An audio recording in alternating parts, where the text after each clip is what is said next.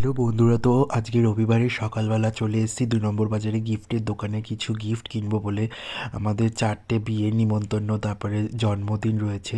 তো গিফট কিনে নিয়ে বাড়ি আসলাম, তারপরে সন্ধেবেলা একটু ম্যাগি করে খেয়ে নিলাম। তো এই যে দেখো গরম গরম ম্যাগি। তারপরে আমি তো হ্যালো শর্মিষ্ঠার বন্ধুরা, বাড়ির তো দিকে এই যে গেলাম। চলে এসেছি আমি শর্মিষ্ঠার বাড়িতে। এই যে শর্মিষ্ঠার বাড়ি, এই হাবিব সেলুনটা এখানে ওদের বাড়ি।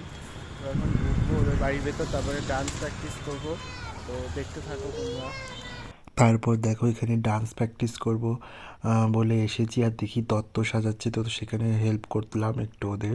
আর দেখো কি সুন্দর নকশি কাঁথা আমাদের পুরোনো দিনের ঠাকুমারা এইসব বানাতো, এখন আর দেখাই যায় না, তো ওর ঠাকুমা বন্ধুরা, বানিয়েছে। এই যে আর দেখো এই যে আমাদের বিয়ের কোণে। কোণে নিজেই নিজে আহ, তত্ত্ব সাজাচ্ছে। কতটা দায়িত্ববান মেয়ে, ও নিজেই নিজে তত্ত্ব সাজাচ্ছে। কি করব, কেউ নেই করার, তো নিজেকেই নিজেরটা করতে